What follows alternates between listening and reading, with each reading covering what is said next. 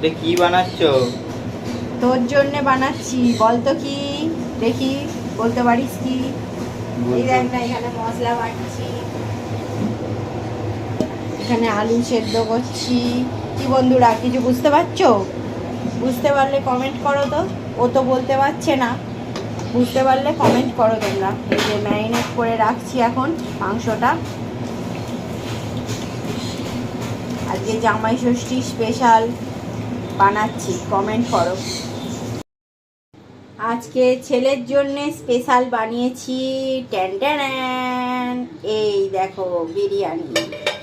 আজকে ছেলের জন্য স্পেশাল বানিয়েছি বিরিয়ানি। চলো বিরিয়ানিটা এবার আস্তে আস্তে কাটা যাক। আলু একদম নরম হয়ে গেছে, দেখাই যাচ্ছে।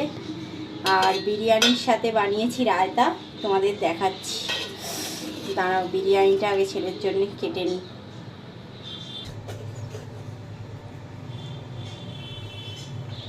ঝরঝরে বিরিয়ানি একদম।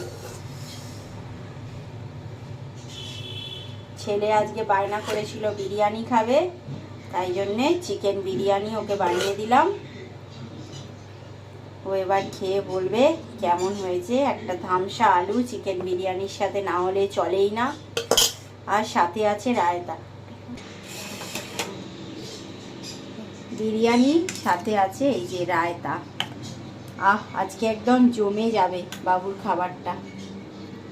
ছেলে তো বিরিয়ানি ভক্ত একদম। আর কে কে বিরিয়ানি লাভার আমার ছেলের মতো কমেন্ট করে অতি অবশ্যই জানিও। একদম ধোঁয়া উঠছে গরম গরম।